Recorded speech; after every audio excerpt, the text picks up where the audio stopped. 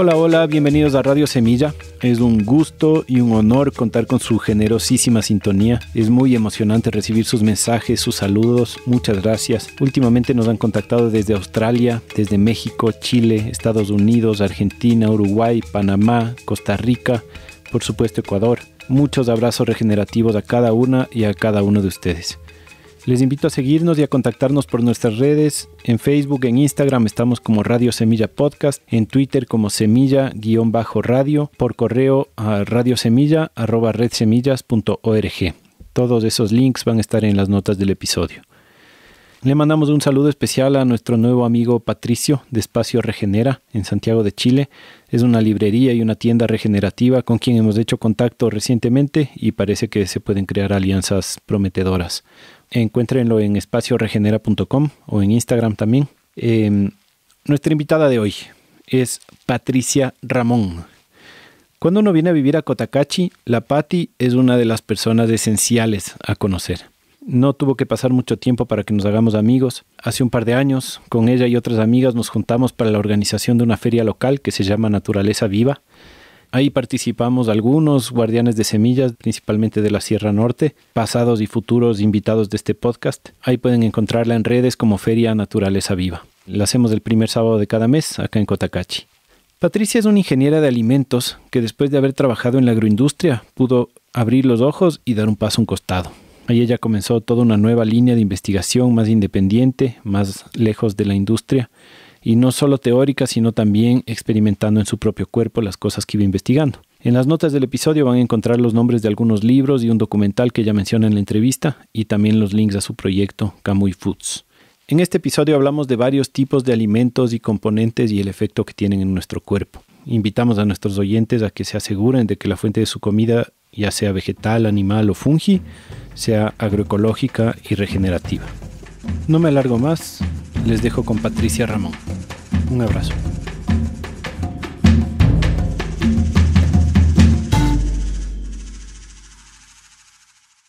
Pati, quiero darte la bienvenida a Radio Semilla. Es un gustazo tenerte aquí. Tengo full ganas de hablar de los temas que hemos venido preparando para esta conversación. ¿Cómo estás tú? Hola Feli, muchas gracias por la invitación. Para mí es un honor súper grande esta entrevista, ya que admiro todos los podcasts de Radio Semilla, entonces es como me siento muy honrada de tener esta charla. Qué lindo, gracias. Quisiera que nos cuentes primero un poco de ti, de tu vida, dónde te criaste, de dónde eres. Originalmente, nací en Salcedo, mi papá es de Salcedo y me crié en Santo Domingo de los Áchilas, mi mamá es de allá. Toda mi infancia pasé en Santo Domingo. Crecí en una familia mayormente vegetariana. Mis hermanas son adventistas. Tengo una hermana mayor y mi hermana menor que son adventistas, donde siguen mucho una dieta vegetariana. ¿Qué es el adventismo? Yo no lo tengo muy claro. Guardan los días sábados como día de reposo y una de las cosas que también creen mucho en cuanto a salud es la parte del vegetarianismo como base principal. Uh-huh. Es una rama del cristianismo. Sí, es cristianismo. Ajá. Para los que no saben, Salcedo es parte de los Andes ecuatoriales y Santo Domingo es un poco hacia la costa, al occidente de Quito. Sí. Y ese ya es un clima más tropical, de un bosque húmedo, ¿no es cierto? Uh-huh. ¿Y tus papás eran adventistas o solo tus hermanas se hicieron después? Bueno, empezó todo con mi mamá, siempre también ha estado como en esa línea del vegetarianismo. Ella fue la primera que empezó con la parte del adventismo cuando éramos niños y mi hermana mayor como que tomó ese sendero desde que tenía 15 años. Entonces yo he tenido mucho la influencia porque cuando era niña íbamos a la iglesia y todo. Y de hecho ahora mis papás son adventistas, podría decir. ¿Y qué comen? ¿Qué comían? Bueno, cuando éramos niños, pues mayormente frutas, miel, mucho plátano, yuca, papa, frijol, maíz, leche, huevos. Ovo lacto vegetariana. ¿Y era como en el campo o era más en la ciudad? ¿Era como una vida de finca o era más una vida de ciudad? Bueno, donde me crié era más como en la parte alejada. No teníamos finca, era solo nuestra casa, pero vivíamos cerca de la única lomita que hay en Santo Domingo que se llama El Bombolí, que en la época cuando yo era niña, que estamos hablando en los 80s, prácticamente no había nada. Nosotros nos criamos rodeadas de tucanes, había búhos, había tortugas, mucha lluvia, había mucha vegetación, muchas cosas naturales. Santo Domingo es como una de las ciudades que ha crecido como loca en los años 90 y 2000, ¿no? O sea, era chiquita y ahora creo que es la tercera ciudad más grande del país. Es como uno de los centros de desarrollo agrícola, digamos, de agroindustria, así más fuerte, ¿no? Sí. Como te digo, yo en los 80s eso era, no había casi nada. Nosotros vivimos mucho en contacto con la naturaleza y ahora ya no existe. O sea, todavía siguen conservando el Bombolí como un parque, pero ya casi nada comparado con lo que era. Nosotros cuando fuimos a vivir ahí habían 3 casas, literalmente. La nuestra y los dos vecinos eran lejos, o sea, no eran cerca. Era full bosque ahí. Sí, la mayoría era bosque. Habían, no sé, ahora no he visto en mucho tiempo caracoles gigantes. ¿Cómo te digo? Tortugas venían y la gente comía tortugas en esa época por ahí. Lindas son esas tierras. ¿Y cómo te vino tu interés por el tema del alimento? Bueno, creo que tengo mucha curiosidad de cómo el alimento influye en las personas desde muy temprana edad, especialmente porque cuando yo fui a la universidad subí mucho de peso. Fue como esa una de las cosas que me llevó a pensar que qué estoy haciendo, porque cuando ya fui a la universidad ya no había mamá, ya no había papá que controlara la dieta. Entonces yo seguía pensando que seguir por la parte del vegetarianismo era la opción, pero como no tenía tiempo de cocinar, comía full pan, compraba papas fritas o cosas súper, o sea, no nutritivas. Entonces ahí fue cuando yo subí mucho de peso, te digo, unas 40 libras más de las que peso ahora. Y fue como en un par de años. Entonces luego decidí volver al vegetarianismo ya un poco más estructurado, hacer la parte de la comida yo mismo. Pero siempre sentía que algo faltaba, ¿no? Porque cuando íbamos de visita donde mi abuela, que vivía en Salcedo, ella tenía una pequeña finca, una pequeña granja con vacas, hacía quesos, comía carne. Entonces yo recuerdo, cuando tenía 12, 13 años, sentir esa necesidad de comer, por ejemplo, la grasa de la mantequilla. Yo me iba a escondidas donde mi abuela guardaba los quesos y la mantequilla y me comía pedazos de mantequilla, así como con mucho gusto. O a veces mi abuela hacía los caldos con lo que llaman con los gordos, con la grasa del hueso o el pecho. Entonces a mí siempre me ha gustado, o sea, es como una necesidad el comer esa parte grasosa de la carne o el cuero del pollo que tenía la mayor cantidad de grasa. Entonces siempre fue eso, ¿no? Y por el otro lado siempre la idea de que estaba haciendo mal, o sea, de que yo estaba haciendo mal comiendo esas cosas, porque era lo que nos decían, ¿no? Eso, y de ahí ya cuando, después de que engordé un montón, volví un poco a la parte de la dieta vegetariana un poco más estructurada, pero con mucho carbohidrato. O sea, obviamente cuando comes no una comida balanceada, comes mucho arroz, comes mucha papa, realmente mucho carbohidrato. Después decidí, no, o sea, quiero comer un poco de carne, empecé a comer carne. Y cada vez que comía carne me sentía diferente, sentía que necesitaba, sentía un gusto, o sea, gusto por comer carne. Entonces yo creo que es algo que mi cuerpo mismo estaba necesitando. Entonces cuando yo escuché el podcast que hicieron con, no recuerdo el nombre de la chica que hablaba de... Tal vez era Hilda Labrada Gor. Sí. Uh-huh. Me sentí muy identificada porque principalmente en la parte de los dientes, yo siempre he tenido problemas con mis dientes desde los 12 años. Entonces siempre he ido al dentista, siempre me han encontrado caries, siempre he estado sufriendo con los dientes. Tenía mala mordida, bueno, hasta ahora tengo un poco de mala mordida, tuve brackets y todo lo demás. Entonces, y ahora con la parte de la dieta, ahorita estoy más como en el tema de una dieta basada en comida animal desde hace unos 2 años, y la parte de los dientes es como que la mayor diferencia que he visto en la parte de la salud de las encías, en la parte de la salud dental. Ah, qué interesante. Uh-huh. Para los que no han escuchado ese episodio con Hilda Labrada Gor, es uno que se llama Alimentación Ancestral, una entrevista que hizo mi compañero Javier Carrera. Hilda es parte de la Fundación Weston Price, que, bueno, escuchen el podcast que hablan mucho sobre cómo es la alimentación de un montón de culturas alrededor del mundo.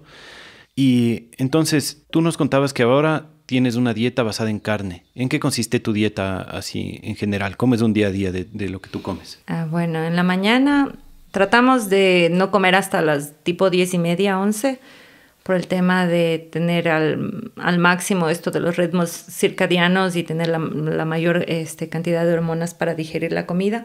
Huevos y carne en la mañana, tipo 10:30, 11 de la mañana. Y algo de café sin azúcar. Y luego en la tarde volvemos a comer tipo 3, 4 de la tarde. Básicamente es carne, un pedazo de carne. Y de vez en cuando, si tenemos hambre entre comidas, una fruta. Entonces, esto de comer solo la carne como proteína, eso también es algo que descubrimos con el tiempo. Porque antes, cuando yo comía carne, siempre decía, como carne y me quedo con el estómago embotado. No puedo comer, o sea, me siento llena por todo el día y casi no puedo volver a comer, me siento inflamada. O pensaba que me estreñía. Ese era el concepto que yo tenía de comer carne cada vez que comía carne. Pero ahora yo, por la experiencia, veo que esa no es la causa es mezclar la carne. La carne se debe comer sola. O sea, solo el pedazo de carne con sal y si te gusta pimienta o algún tipo de especies, pero tiene que ser sola. Porque cuando le mezclas con la papa, le mezclas con el arroz, se vuelve indigerible. De hecho, mi digestión ha mejorado comiendo de esta manera. Porque todo el mundo dice, bueno, estás comiendo demasiada carne, ¿no te hace falta la fibra para que puedas digerir? Y mi respuesta es no, y nosotros ya venimos con este estilo ya, como te digo, casi 2 años. Y no es que no comamos a veces cosas, ¿no? Porque nos gusta el pan, preferimos hacer de masa madre de vez en cuando, y a veces la pizza que hacemos, pero es como que tratamos que la mayor cantidad de nuestra comida sea basada en comida animal. La mantequilla es también muy, muy importante en nuestra dieta. La mantequilla, crema. No usamos aceites vegetales, creo que esa es otra cosa súper importante. Realmente no queremos usar aceite vegetal. Están prohibidos en tu casa. Ajá. Sí, especialmente porque de lo que he leído, ¿no? Hay mucha influencia en la mitocondria. Dicen que es una de las causas de la resistencia a la insulina y también interfiere mucho en el tema de la hormona del hambre, lo que te hablaba hace un momento, que realmente cuando comes aceite vegetal, o sea, tu hormona de hambre está como disparada. O sea, tú puedes seguir comiendo así estés lleno, pero ya cuando empiezas a tener realmente comida nutritiva, o sea, realmente dices, no puedo seguir comiendo o no puedo comer tan seguido. Comes solo cuando tienes hambre, que es algo súper importante, creo, en cualquier estilo de comer. O sea, tienes que realmente decir a tu cuerpo no. Y en mi caso, por este tema de haber subido y bajado de peso, yo sí sentía que, por ejemplo, comes un montón de pan. A veces había llegado a comer hasta 10 panes en una sentada. Y después de un rato sigues teniendo hambre. Y obviamente es porque no estás satisfecho, tu cuerpo no está satisfecho y te sigue pidiendo más. Entonces creo que esa es una de las cosas que sí se debe mirar en cuanto a la dieta, ¿no? O sea, cualquier dieta que hagamos, cualquier estilo de comer que tengamos. Se me disparan 1000 preguntas sobre ritmos circadianos, sobre la hormona de la saciedad, sobre los aceites vegetales, pero primero una que debía haberte hecho antes, sobre tus estudios. O sea, tú estudiaste esto, ¿no es cierto? Tú fuiste a la universidad a estudiar alimentos. Sí, yo estudié ingeniería en alimentos en la técnica de Ambato, pero ahora viendo en retrospectiva, pues mi educación fue mucho para servir a la industria. En ese tiempo, pues como que el sueño de todos era ir a trabajar en Nestlé o en las empresas grandes, que realmente vemos que no es la solución. Y de hecho, bueno, yo trabajé durante 7 años para la industria. Trabajé para una empresa productora de ají, pero aprendí mucho ahí porque básicamente era la parte de fermentación.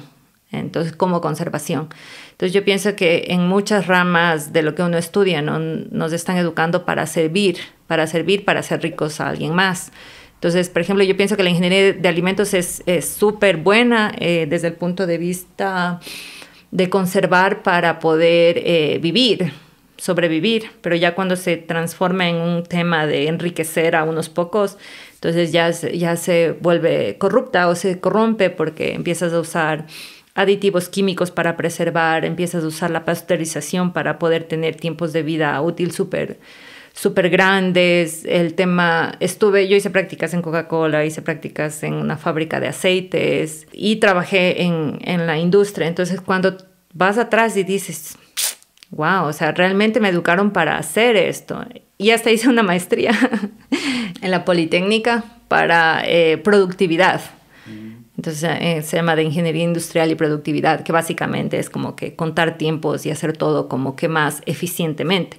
Que como digo, o sea, en los principios originales no fue malo, pero ahorita ya estamos malversando la industria y haciéndolo como para enriquecer unos grupos. Entonces creo que eso es lo incorrecto, porque por ejemplo la preservación de la comida con la sal, la fermentación, el secado, todos los tipos de preservación de alimentos es súper buena, porque si no, no estuviéramos donde estamos. Pero el problema es ya cuando se empezó a industrializar todo eso y hacerlo como para un grupo de personas. Por ejemplo, ahorita me parece loco que empaquemos papas fritas y la vendamos como... o la comida chatarra que es empacada, que no nos sirve a los humanos. O sea, no está al servicio de la gente, sino está al servicio para enriquecer a unos pocos. Ese creo que es el problema. Como dice mi tocayo en el anterior episodio, conoces al monstruo desde adentro.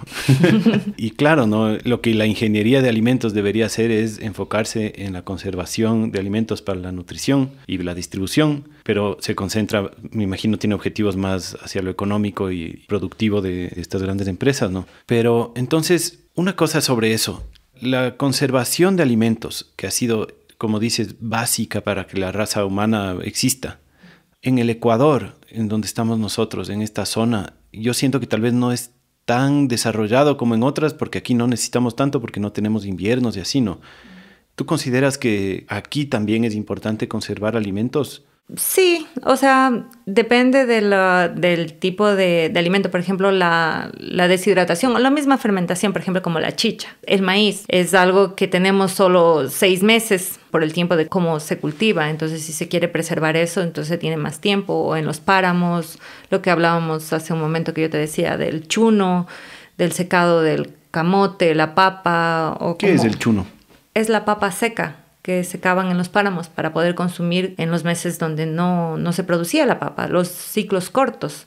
Es cierto, nosotros tenemos casi todo el tiempo, y de hecho cuando más se usó fue en las guerras con Perú, donde los ingenieros en alimentos eran como que los héroes en ese tiempo porque decían que empacaban la comida para la gente que iba a la guerra. Empezó también esta parte de la industrialización justamente en las guerras, pero de ahí me imagino ahora como tenemos más vida de ciudad, es un poco más necesaria, pero lo ideal es que la ingeniería de alimentos sea enfocada a lo que tú dices, ¿no? La conservación de nutrientes, que no sea porque alguien quiere hacer dinero o, por ejemplo, para mí es un poco preocupante como Nestlé y Coca-Cola buscan las fuentes de agua y son dueños de las fuentes de agua. Entonces creo que esa parte no debería existir. O sea, el agua tiene que ser pública, o sea, tiene que ser del Estado, nunca debe pertenecer a nadie. Cuando te pones a pensar, pagas por una botella de Coca-Cola que básicamente es agua y cosas que ni siquiera sabemos porque son sus fórmulas secretas y es pura azúcar, o sea, es básicamente eso. Creo que esa es la parte que hay que revolucionar. Entonces yo soy una ingeniería en alimentos alternativa, como la gente que estudia medicina, ¿no? Que se da cuenta y dice, wow, estoy sirviendo a alguien más, o sea, no estoy cuestionándome qué pasa, o sea, no estoy cuestionándome cómo me alimento, cómo suceden realmente las cosas. Igual en la parte de ingeniería en alimentos, y creo que puede ser en todas las otras carreras, si te pones a pensar casi en la mayoría, te educan para eso, para servir, ese es el objetivo final. Claro, el sistema educativo así mismo está estructurado. Sobre esto de la conservación, también creo que aparte de la necesidad por el clima en algunos lugares de conservar los alimentos, creo que nutritivamente también es favorable ciertos tipos de conservación, ¿no es cierto? Uh-huh. En la carne mismo, por ejemplo, he escuchado que a veces es bueno congelarle y después descongelarle. Y me ponía a pensar que, claro, ¿no? Que en un montón de partes del mundo la cacería se da para el invierno y pasan los animales congelados del invierno y tal vez es súper natural que comamos carne que haya sido congelada, ¿no? Uh-huh. Que para mí fue medio un descubrimiento porque era contraintuitivo para mí, que era como, yo pensaba todo fresco mejor, pero no, a veces congelar puede ser saludable, como tú decías, fermentar puede ser saludable. Claro, muchos de los, por ejemplo, microorganismos que pueden ser patógenos se eliminan en la congelación. Entonces, sí, es muy, muy conveniente hacer la parte de congelación o la fermentación mismo. Por ejemplo, en el tema de fermentación para los vegetales es fundamental porque hace al producto más digerible, se enriquece, por ejemplo, vitaminas que no tenía cuando está crudo, se convierten en vitaminas cuando son fermentados. Por ejemplo, la vitamina K en los fermentados es una de las vitaminas que se desarrollan durante el proceso de fermentación por la acción de los microorganismos ácido lácticos. ¿Y la vitamina K por qué es importante? En la coagulación de la sangre. Por ejemplo, si alguien se corta, no se desangra. O sea que para la gente que tiene problemas de coagulación se le puede recomendar comer fermentados. Sí. Ajá. Ah, qué interesante. Y de hecho le hace más nutritivo al vegetal y más digerible. Y también se eliminan una de las toxinas propias de las plantas, que son los antinutrientes, que se llaman, principalmente en las semillas. Es súper importante. Muchos de los procesos de conservación son importantes para mejorar la calidad del producto.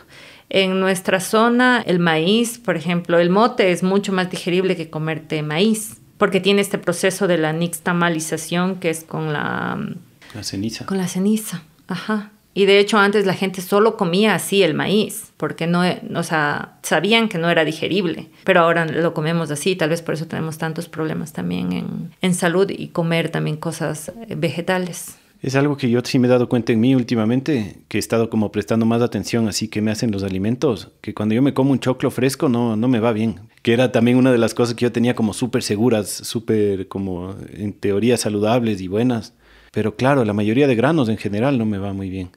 Para terminar con esto de la fermentación, ¿qué nomás fermentas tú? Porque tú te dedicas bastante, incluso en tu negocio, a alimentos fermentados, ¿no?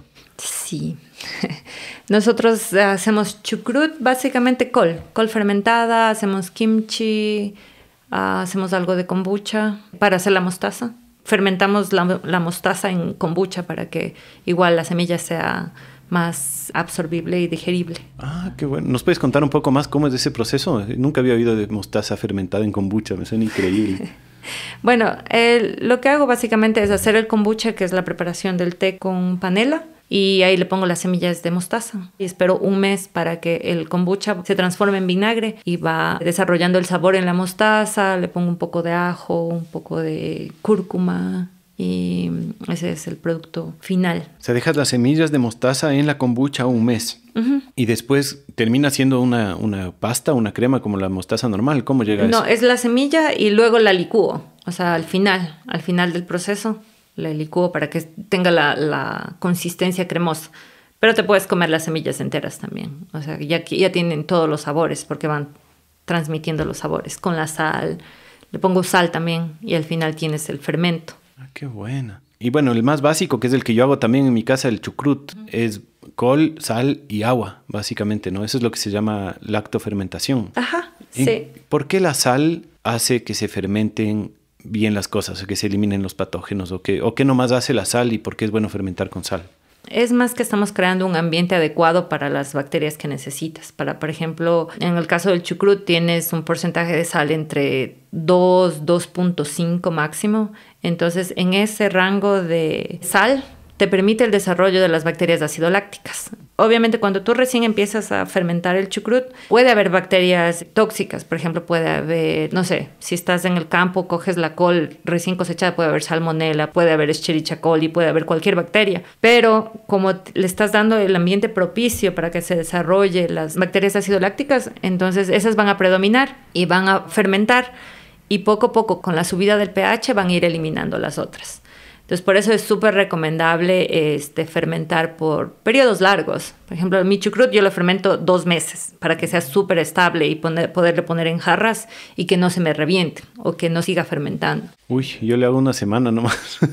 Deberías fermentarle un poco más. Yeah. Ajá. Esto de aquí fue un poco la experiencia que tuve con mi trabajo anterior. Ellos fermentan ají. Entonces, cuando yo estuve calificando para alguna... No me acuerdo para qué era, pero era para algo del estado.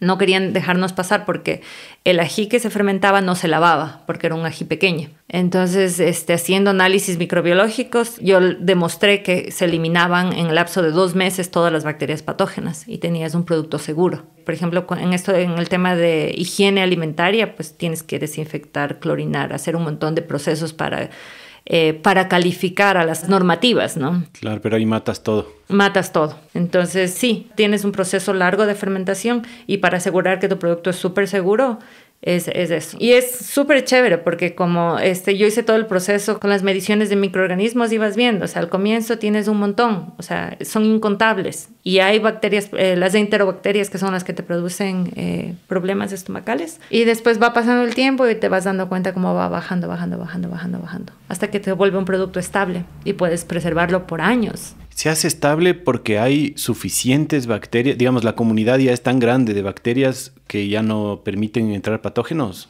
No, se hace estable porque se desarrollan todas las bacterias acidolácticas, producen acidez y después todo el producto se vuelve ácido. E incluso ya se van muriendo hasta las acidolácticas. Entonces ya se vuelve seguro por la concentración de sal y la concentración de acidez que tiene.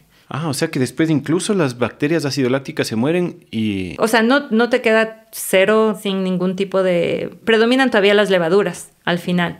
Por eso cuando, no sé si te ha pasado, cuando estás haciendo el chucrut y dejas ingreso de aire, vas a ver una capa blanca en la parte de arriba. Uh-huh. Todas esas son levaduras y por la incidencia del aire, entonces empiezan a desarrollarse, pero se desarrollan solo arriba, cuando está estable. Pero cuando tienes un producto que tiene 1 o 2 semanas, le dejas ingresar aire y todavía hay moho en el medio. Entonces ahí no sé si te ha tocado a veces tener o botar un poco de chucrut porque apesta horrible. Esas son bacterias de putrefacción, que son las que son buenas para compostar. Uh-huh. Y o se te crea un moho negro o rosado o no sé, verde de otro color. Entonces ahí tienes un problema. Pero en cambio cuando ya tienes un producto estable solo vas a tener levaduras en la parte de arriba porque son las únicas que sobreviven y están arriba. Ah, y las levaduras todo bien, esas no te hacen problema. No, o sea, tú las puedes eliminar y el producto sigue estando bueno. Qué bacán.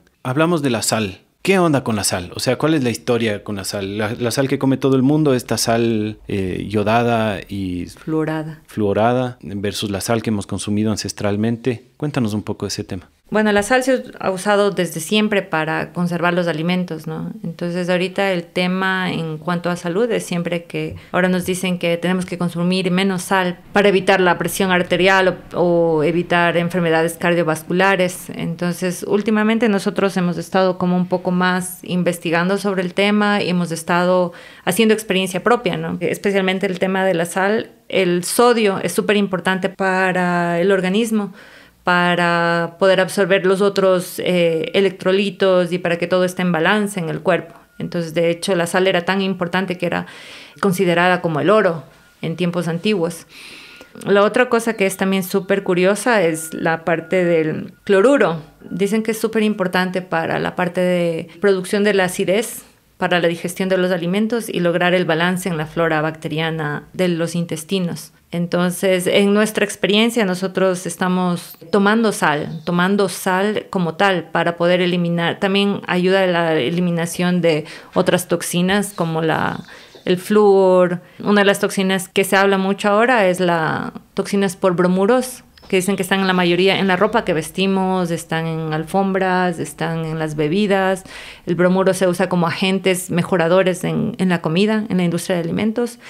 Y todos estos no permiten la absorción del sodio en el cuerpo y también eliminan la absorción del yodo, que es para la parte de la tiroides, el buen funcionamiento de las suprarrenales. Entonces sí, es un tema bastante interesante el tema de la sal, cómo funciona la sal en el cuerpo. ¿Cómo es el proceso para hacer la sal común que se consigue en la tienda? Bueno, aquí en el país es sal marina básicamente. Creo que Coasal es la empresa más grande, que es como el monopolio. Ellos tienen piscinas donde hacen entrar sal de mar y la evaporan. Por evaporación consiguen la sal. Entonces podríamos decir que es una sal marina y luego pasa un proceso de purificación donde tengo entendido que se usa hasta cloro para limpiarla y luego le ponen el yodo y el flúor por requerimiento del Ministerio de Salud Pública. La mayoría de minerales que tiene la sal marina se mantienen en el producto final. No, la mayoría son eliminados en el proceso de refinación, sería. Que es un proceso químico. Sí, para que te quede blanquita y aparte de eso tienen estas sustancias para que no absorba humedad. Creo que son silicatos en la mayoría de productos que le ponen para que no absorba la humedad. Esa es la cosa con la sal industrializada. ¿Y en ese sentido puede ser tóxica? Creo que más el tema, no por el agente antiaglomerante esa era la palabra que estaba buscando. No tanto por eso, sino más por el flúor, que puede ser más tóxica. Ya, yodo y flúor. Vamos con el flúor que estás diciendo, ¿no? Que también está en las pastas de dientes y así. ¿Por qué flúor? ¿Y cuál es el problema con el flúor? El flúor, bueno, no estoy muy como al tanto de esta parte en cuanto al flúor, pero el flúor es tóxico y también interfiere en muchas actividades de la absorción de los otros micronutrientes que necesitamos. Entonces va bloqueando la absorción y se convierte en una cosa tóxica. Pero básicamente la idea era por el tema de los dientes. ¿Con la teoría de que el flúor te ayuda a fortalecer la dentadura? Sí, con esa teoría. ¿Y por eso mismo le pusieron a la sal? Sí, por eso mismo es considerada como un nutriente indispensable en la sal. ¿Y el yodo? El yodo sí es algo esencial. El yodo es algo que necesitamos en el cuerpo. El flúor no. El yodo nos ayuda con el tema del funcionamiento hormonal en todas las hormonas, no solamente en la tiroides, pero la principal es la tiroides. Leía que aquí en el país en los años 70 fue cuando el Ministerio de Salud Pública empezó a obligar a las productoras de sal a poner el yodo por el tema del bocio endémico. Pero el tema del yodo va mucho más allá de solo la presencia del bocio, sino es como que el funcionamiento de muchas hormonas. Y ahorita que hablábamos del yodo, leía que dice que el tocte tiene cantidades de yodo significantes y que de hecho antes la gente, para no tener problemas de bocio, usaba una mezcla del aceitito del tocte con un poquito de la parte de afuera, que es donde más yodo hay, y se colocaba acá.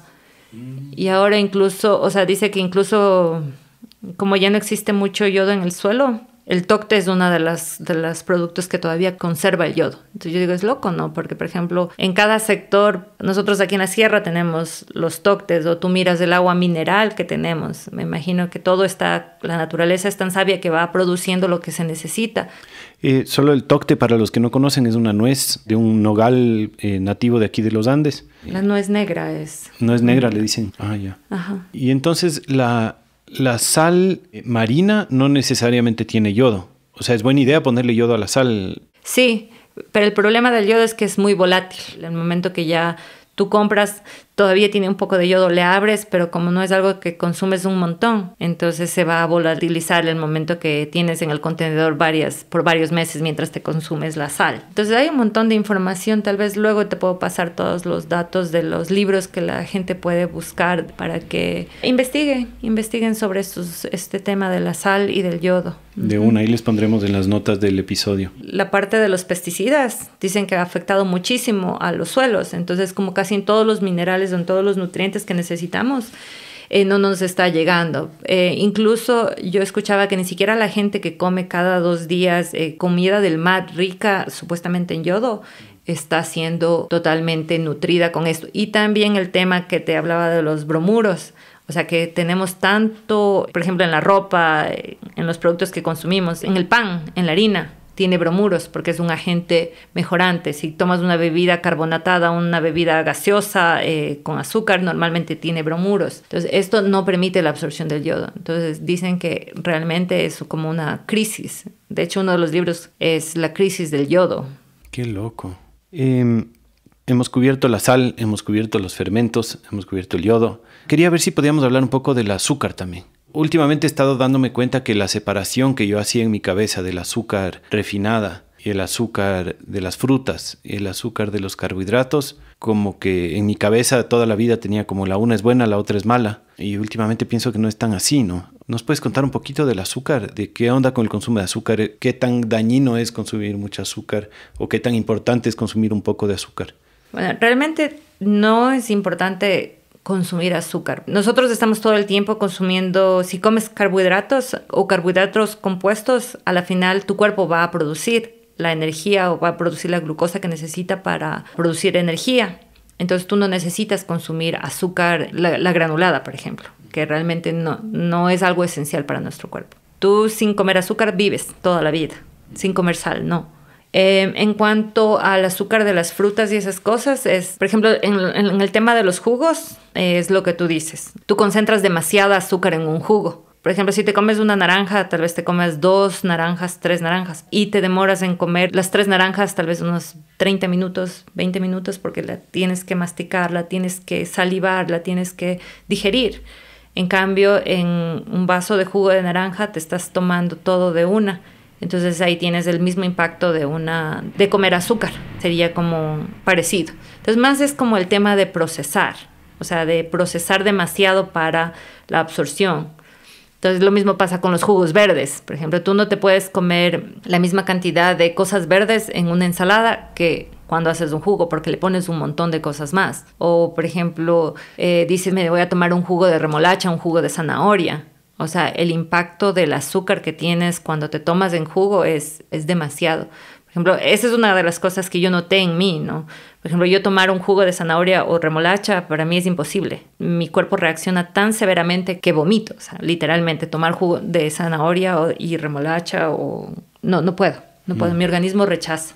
Por el influjo repentino de azúcar en tu organismo. Ajá, porque está cernido, no tiene la fibra, no tiene nada. Pero en cambio cuando te comes un producto, no te puedes comer tanto. Esa es la cosa, porque vas a usar los dientes para masticarlo, vas a usar tus dientes para procesarlo. Pero en cambio cuando lo procesas, haces un jugo de manzana, haces un jugo de verde o un jugo de zanahoria. O sea, todo el azúcar está concentrado, no tienes la fibra, no tienes la saliva que es parte fundamental para la digestión. Claro, ¿no? Uno se come 2 manzanas y se queda lleno. O sea, no es que te pegas una manzaniza así de 8 manzanas, pero eso te hace un vaso de jugo, ¿no? Uh-huh. Y le quita la fibra, porque la fibra de alguna manera te llena, te pone límite. Eso me lleva a pensar que el formato original en el que viene está bien pensado, ¿no? Está bien diseñado. Es decir, hemos evolucionado con ese formato tantos miles de años y de pronto, claro, en una generación le rompemos el formato y no estamos acostumbrados, pues, ¿no? Claro, el cuerpo no avanza eso. O sea, es un impacto demasiado grande.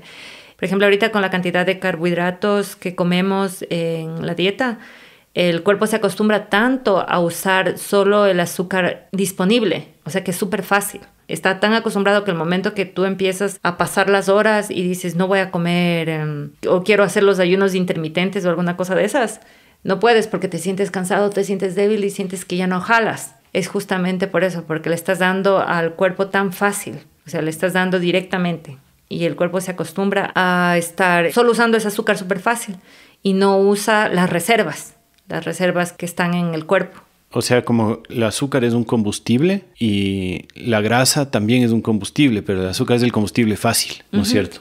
Entonces, mientras siempre hay azúcar, la grasa no se quema, se acumula, por eso andamos todos gordos. ¿Y cómo haces para, digamos, toca parar el consumo de azúcar o parar el consumo de todo para comenzar a tener el combustible sano? ¿Cómo es? Sí, estamos diseñados para como cambiar de uno al otro, así súper fácil. O sea, digamos que tú tenías un día largo de trabajo y decidiste, chuta, no tengo tiempo de comer, entonces no como hasta la noche.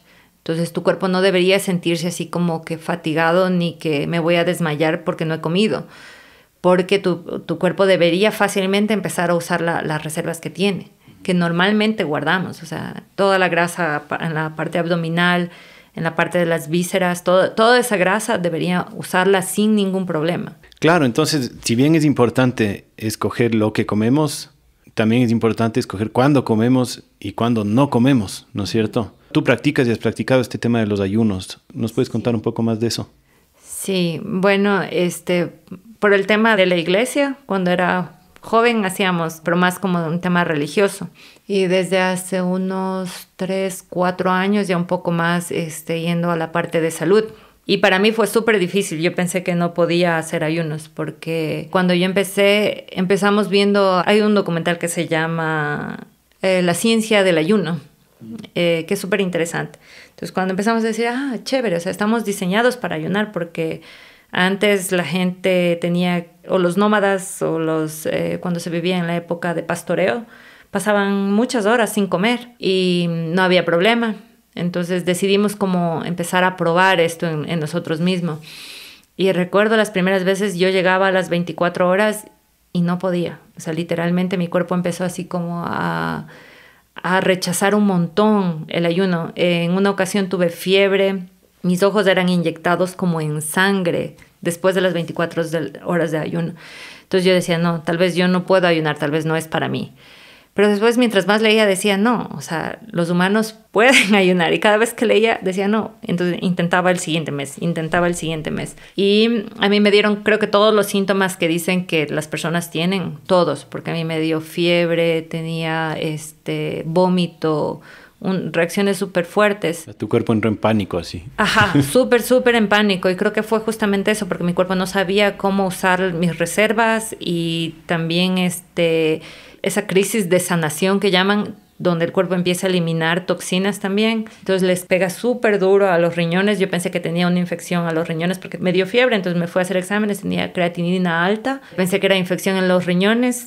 Fui al médico, me hizo un eco y me dice, no, tus riñones solo están como trabajando súper duro y nada más. Y de ahí, bueno, después de unos 4 meses de hacerlo, obviamente no recomiendo a nadie empezar así como nosotros empezamos, empezar con las 24 horas, hay que empezar realmente por poco a poco, empezar tal vez solo saltándonos una comida y cuando el cuerpo ya se acostumbra a eso, pues vas añadiendo más horas y es mucho más fácil cuando empiezas a comer comida con nutrientes densos como la carne o cosas así, entonces es mucho más fácil porque puedes ir más horas sin comer, sin que te dé hambre. Eso, y para mí la parte de los minerales también fue súper importante, la parte de los minerales y la sal, porque cuando la última vez que me acuerdo que tuve un episodio fuerte del ayuno, intenté creo que 4 días y al segundo día me sentía súper mal, estaba con vómito y luego yo leía que decían que el tema de los minerales es súper importante.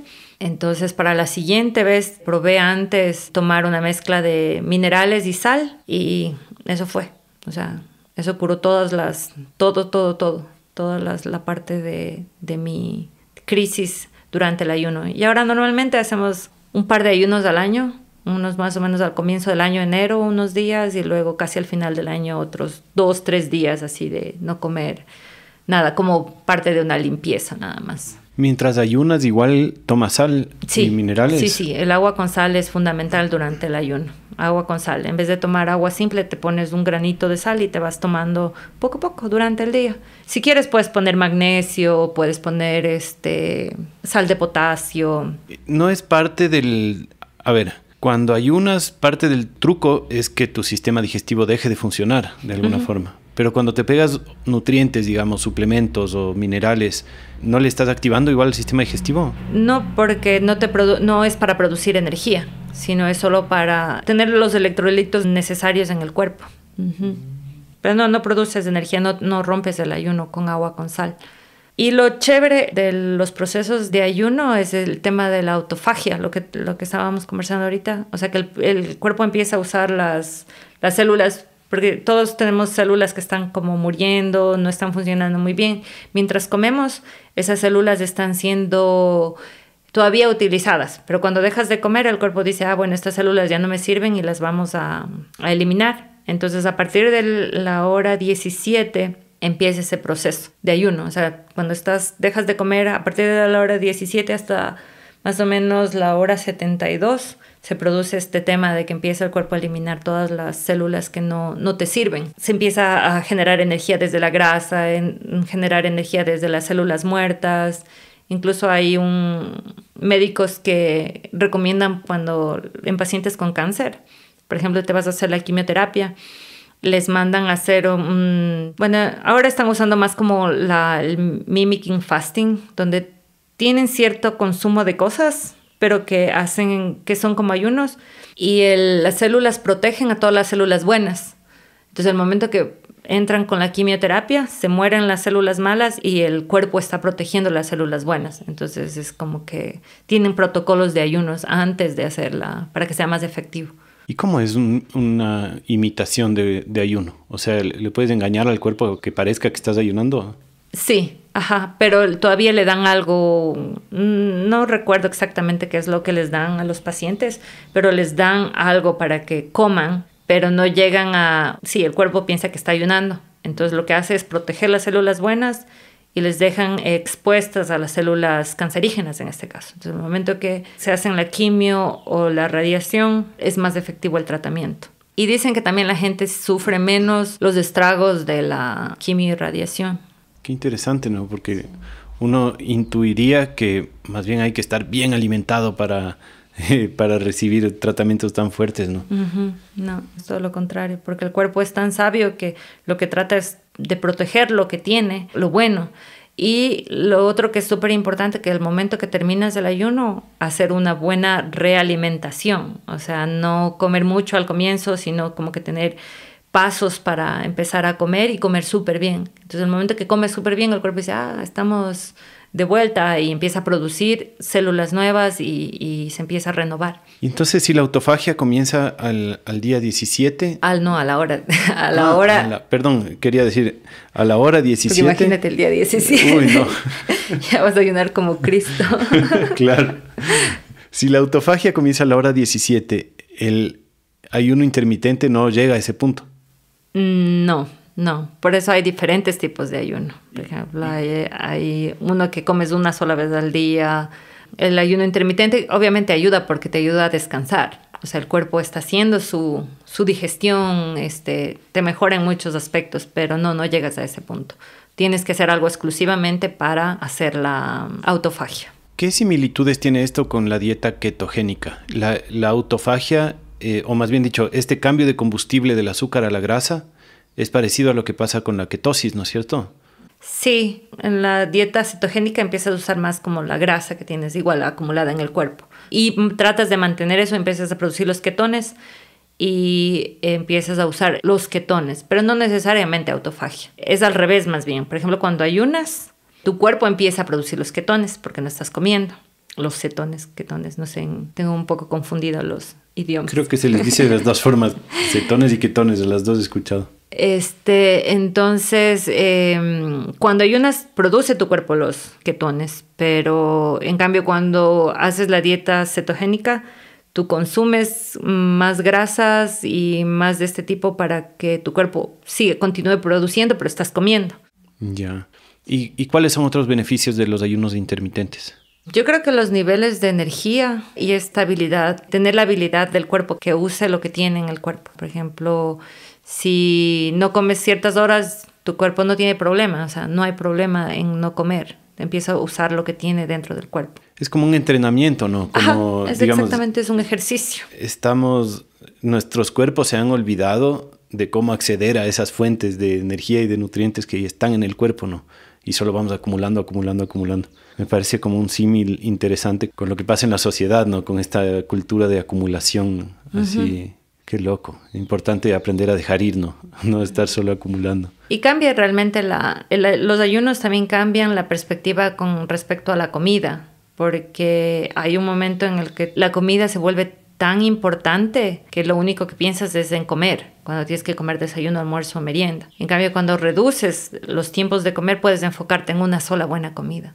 Otra cosa interesante que me parece de esto de los ayunos es que casi todas las tradiciones religiosas y así practican eso, ¿no? Lo que tú decías.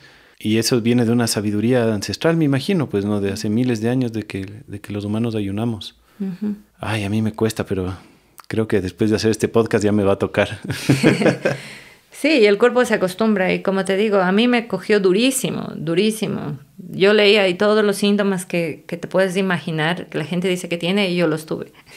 Fue un poco interesante. Yo tuve hasta como un tinnitus en el oído y era por eso. Fue parte de la limpieza, creo, que mi cuerpo estaba, no sé, tan cargado. Y más ahora en la sociedad, ¿no? Que casi nadie ayuna por temas religiosos o por temas espirituales, sino... Estamos solo pendientes desayuno, almuerzo, merienda y los snacks entre comidas. Entonces sí necesitamos como que parar y descansar y dejar de consumir. También viene a lo que tú decías, ¿no? El tema del consumismo otra vez. Hay un tema que a mí me causa un poco de conflicto, que es esto que tú cuentas, ¿no? De que tu cuerpo reaccionó de esta forma, ¿cómo se podría decir? Como una alarma total, síntomas, enfermedad, fiebre, tinnitus, ¿no? Y entiendo que es un fenómeno común cuando tu cuerpo entra en una limpieza o cuando comienza algún tipo de sanación o de curación, que hay una reacción inicial que puede parecer no sana, ¿no? Pero ¿cómo diferencias si es que es algo que te está haciendo daño? Bueno, en el ayuno es fácil porque sabes que a nadie le mata un ayuno, ¿no? Pero hay otras cosas, ¿no? Medicinas, yo que trabajo con hongos medicinales, que a veces alguien que tiene un problema muy agudo, un hongo al comienzo le puede causar como alguna reacción, ¿no? Por ejemplo, hay uno que ayuda mucho al cerebro, ¿no? Y hay personas que están comenzando a perder la memoria. Y se toman y los primeros días como que les causa alguna reacción que les preocupa, ¿no? Porque es como, pucha, no sé, me duele la cabeza, siento como cosas eléctricas, no sé. Y probablemente es la regeneración de esas neuronas que se están comenzando a activar, ¿no? Y que al comienzo causa incomodidad. Y puede pasar eso con un montón de alimentos que al comienzo, o el yodo mismo, si es que de pronto te pegas mucho yodo y que te puede causar alguna reacción. ¿Cómo diferencias si es que es un producto que te está haciendo daño o si es que es una reacción saludable de que estás comenzando a sanar? ¿Cacha? Buena pregunta. Por ejemplo, en mi caso, el tema del ayuno, como te digo, yo pensé hasta que tenía una infección al riñón porque me hice los exámenes de sangre y dije, o sea, me preocupa realmente, tal vez me estoy enfermando. Pero el momento de hacer el eco mis riñones estaban filtrando bien, solo estaba limpiando. Me dice, no, o sea, solo hay mucha actividad en el riñón. Entonces, creo que algo así, pero no sé en el caso de los hongos. Me imagino debe haber algún tipo de estudio como específico que se pueda hacer para saber que estás haciéndolo bien. Otra cosa que sucede en los ayunos, pues esto es la producción de los ketones. Por ejemplo, en el momento cuando ayunas largo tiempo, yo he ayunado hasta 4 días, ha sido mi máximo. Mi esposo, él ha ayunado hasta 7. Y él como súper bien, o sea, para él es como súper energizante, y ya después que pasa el tercer día es como, está súper bien. Y te puedes monitorear, por ejemplo, el azúcar en la sangre. O sea, llegas a niveles bajos de azúcar. Por ejemplo, me acuerdo que ya al tercer día yo tenía como 50 de azúcar en la sangre. Es súper interesante porque cuando yo hice ayuno de 3 días me monitoreaba todo el tiempo el azúcar. Entonces veías cómo iba bajando. Entonces yo llegué a 50 de azúcar en la sangre. Y puedes llegar hasta menos. Entonces te puedes decir, estás causando una hipoglucemia y eso puede ser peligroso para la salud. Pero dentro del cuerpo está sucediendo algo más. O sea, estás produciendo ketones y estás bien, o sea, no estás mal. Entonces creo que hay que ver como que toda la película, o sea, no puedes juzgar por un número que aparentemente está mal. Por ejemplo, yo leyendo esa cantidad de azúcar hubiese dicho, no, termino mi ayuno pero físicamente no me sentía mal. Entonces eso quiere decir que tu cuerpo está haciendo otra cosa para producir la energía que necesita y no estoy cayendo en hipoglucemia, sino el cuerpo está bien, está funcionando correctamente.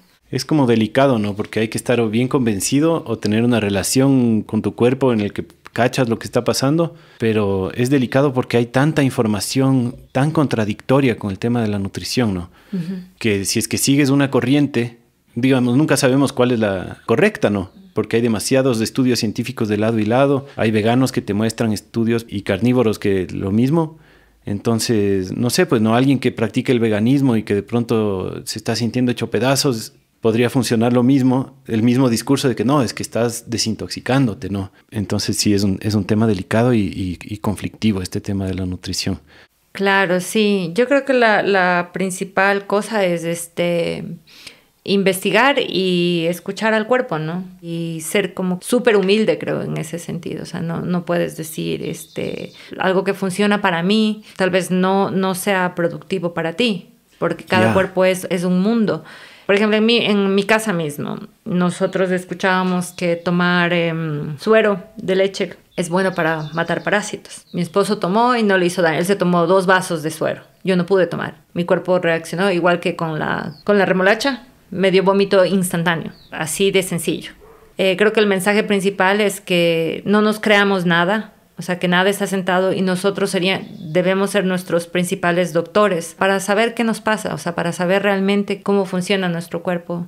Ir experimentando, leer mucho, autoeducarnos y ir explorando cosas que, o sea, sí, ¿por qué nos dicen que la sal es malo? ¿Por qué? O sea, tiene que haber un porqué. ¿Por qué nos dicen que debemos comer de esta manera o de la otra manera? Sino, tiene que haber un porqué. Y también, como tú dices, ir hacia atrás y ver cómo comían las personas antes, cómo era la salud de las personas antes. Para mí el tema de los dientes es una cosa que realmente me llama mucho la atención, porque ahora, por ejemplo, es una industria, el tema de los brackets, de cómo los niños ya tienen la predisposición de tener dientes chuecos, desde los 7 años te están acomodando los dientes. Y no, o sea, ¿por qué? Antes no, algo pasa ahí. Si tú miras las generaciones antiguas, tenían dientes perfectos, o sea, no importa dónde estabas, hay algo que estamos haciendo mal, hay que preguntarnos de eso. Claro, hay que ir viendo los indicadores, ¿no? Ajá. ¿O por qué la diabetes? ¿Desde cuándo? O sea, ¿por qué consumimos aceite vegetal? Esto que mencionaste, que cada cuerpo es un mundo, ¿no? Y que lo que para uno funciona, para otro no funciona. Pero eso debe tener un límite también, ¿no? O sea, yo entiendo que los humanos somos la especie más flexible sobre el planeta, ¿no? No es como un león que, pucha, si no come carne y pura carne, simplemente no le funciona. No es que no puede existir un gato vegetariano, ¿cacha? No, simplemente no existe.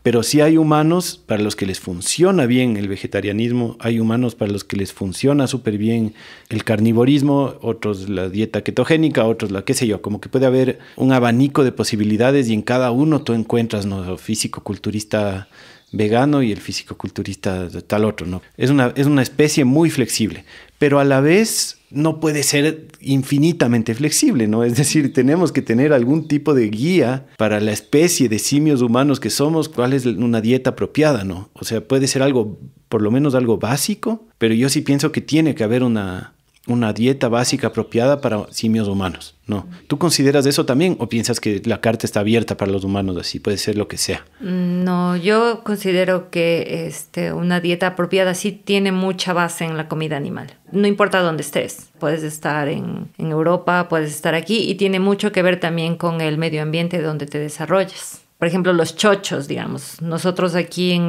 nuestra zona los toleramos súper bien, pero tal vez alguien que viene de Europa tal vez no los tolera tan bien. Entonces creo que tiene que ver mucho de dónde vienes, de la evolución de tus ancestros, creo, porque también el cuerpo se adapta, ¿no? Entonces si estás muchos años expuesto a cierto tipo de cosas, tu cuerpo va a desarrollar maneras de procesar, maneras de absorber, maneras de todo. Creo que tenemos que guiarnos también por eso. Los chochos en otros países les dicen lupinos, creo. Y en España creo que le dicen altramús. No sé, por ahí, porque creo que solo en Ecuador les decimos chochos. Ah, porque puede ser algo... Sí, en España en especial. Pero entonces, depende de dónde vengan nuestros ancestros, puede haber variedad de qué nos hace bien, qué toleramos, qué no toleramos. Pero prácticamente en todos lados los ancestros comían animales, ¿no? Animales, comidas fermentadas, esa sería la parte como básica, ¿no? Pero animales, creo que en algún otro episodio, no me acuerdo cuál, hablaba el Javier Carrera mismo de esto, de que tenemos mucho esta concepción de la carne como el músculo, pero en verdad no es que el músculo sea lo que es más apropiado para nosotros, ¿no? Digamos, lo mejor para comernos son los órganos, la médula, el cerebro, ¿no es cierto? Sí, la grasa, el hígado, pero con el hígado hay que tener un poco de cuidado también. También es otra cosa de escuchar al cuerpo. Por ejemplo, hay personas que piensan que demasiada vitamina A te puede causar ciertos daños en el cuerpo. Para mí es como muy intuitivo. Por ejemplo, yo hay veces en las que quiero comer hígado. O sea, disfruto comiendo un pedazo de hígado. Pero hay otras veces en las que no quiero. Entonces creo que va muy, muy de la mano con eso de ir como que viendo y también lo que está disponible, ¿no? Porque imagínate, antes tenemos aquí mismo cosas tradicionales, el caldito de 31, que son todas las vísceras, que es considerado levantamuertos cuando tienes un chuchaque y te pegas un caldito de 31 y dicen que estás como nuevo. Entonces está el cerebro, lo que tú dices, la grasa, porque la grasa, nuestro cerebro es un montón de grasa, no sé, la guaguamama que llaman también, que es el útero de la vaca. Entonces sí, es importante que se coma no solo el pedazo de la carne magra, sino todo. De la cabeza al rabo, dicen, ¿no? Y lo malo es que el cerebro ya ni se consigue mucho. O sea, a menos que uno vaya al lugar donde se faena, porque al menos en las tercenas, en los mercados, aquí el cerebro ya no llega. Justo yo hablaba con un albañil que a veces nos ayuda haciendo cosas en la casa y él decía que en Cayambe comen como plato típico el cerebro del borrego. Te sirven con mote y cosas así, el cerebro. Y aquí en Ilumán es los riñones. Tienen preparados con riñones también. La tripa mishki, por ejemplo, la tripa mishki es súper bueno para el intestino, para repoblar. La gente decía antes cuando tenías muchas diarreas y cosas así, que te mandaban a comer tripa mishki para repoblar tu flora. ¿Sabes que con el hígado me pasa lo mismo últimamente? Que no me gusta. No me gusta el hígado, excepto una vez que un amigo cocinero a lo bestia me dio un hígado cocinado increíblemente, me encantó. Pero en la casa hasta ahora yo tengo ya la creencia, estoy, digamos, evangelizado de que, pucha, el hígado es lo máximo y no le logro hacer que me guste. Mi hija sí, pucha, se devora. Damos hígado, se devora. Pero también puede ser, por un lado, que mi cuerpo no quiere mucho, pero también puede ser que estuve tan adoctrinado, porque también la cultura en los 90s que yo crecía era como también súper hacia la carne magra, ¿no? Como, no, grasa malo, hígado guácala. Y yo crecí así, ¿no? Pero hay gente que hace suplementos, ¿no? Ajá. De hecho, tú me decías alguna vez que te parece interesante este mundo de hacer suplementos de... Sí. Por ejemplo, la gente que no puede comer hígado lo que hace es, pero tienes que conseguirte una buena fuente, ¿no? O sea, que sepas que el animal ha sido faenado apropiadamente y que está súper limpio, que congela crudo. O sea, pedacitos de hígado lo congela y luego se toma como que fuera una pastilla. Ajá, entonces es la manera como que de suplementar a la gente que, como tú dices, puede ser psicológicamente que no lo tolera. Yo, en cambio, he tenido épocas en las que me parece delicioso comerme hígado. Pero hay gente que, como tú, dice, no puedo. Entonces lo que hace es congelar pedacitos de hígado y se toma como que fuera pastillas. Que ahí entramos en el riesgo otra vez de cambiarle el formato a las cosas con tecnología y tal vez comernos algo que no nos sienta bien, ¿no?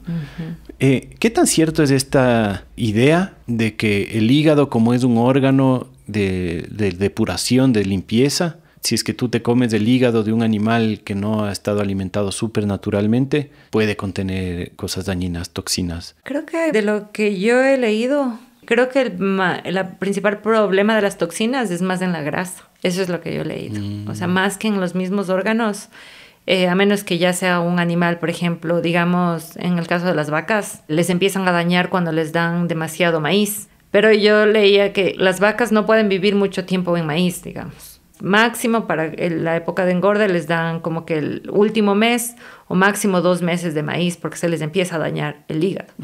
Pero la mayor parte de toxinas de las vacunas o de los, ¿cómo se llama?, antibióticos que les ponen se acumulan más bien en las grasas. Entonces hay más riesgo de comer grasa de un animal que no está muy sano que el mismo órgano, de lo que yo entiendo.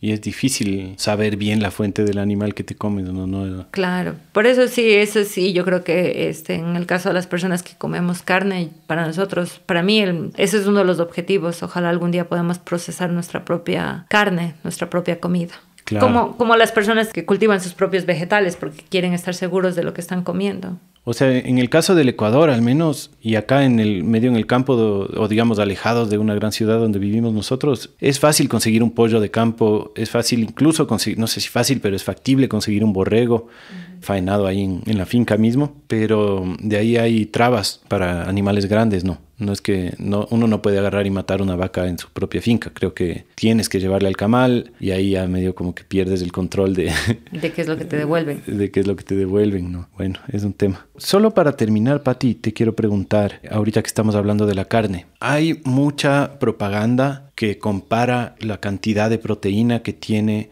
un pedazo de carne con la cantidad de proteína que tiene 100 gramos de lenteja, por decir. Comparando básicamente el porcentaje por peso, ¿no es cierto?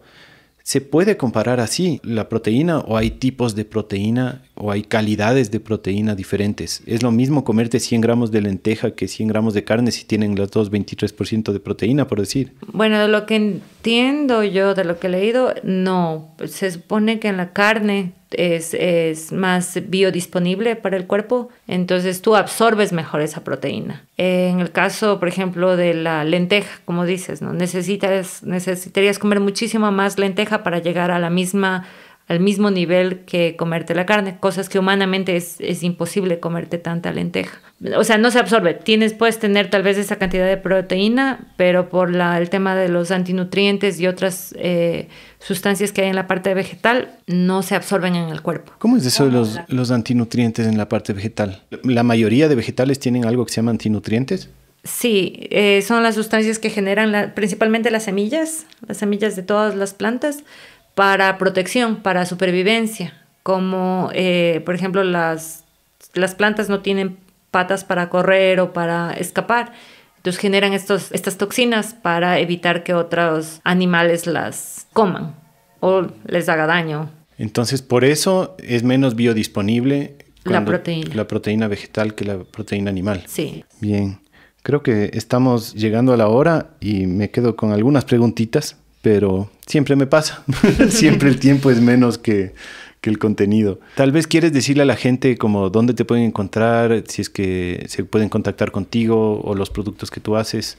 Bueno, ahorita tengo una página de Facebook con mis productos que son Camuy Foods. Y ya ahí en las notas podemos poner el enlace a tu página de Facebook. ¿Algún mensaje final? Bueno, el principal mensaje de compartir un poco mi propia experimentación en el cuerpo es eso, el llamado a que todo mundo preguntemos por qué, el por qué de estamos haciendo las cosas que hacemos, por qué nos alimentamos de cierta manera. Siempre cuestionarnos, creo que es lo más importante. No tomar por sentado lo que nos dicen, sino investigar, cuestionarnos, autoexperimentar y conocer nuestro cuerpo para saber cómo funciona. Creo que ese sería el principal mensaje.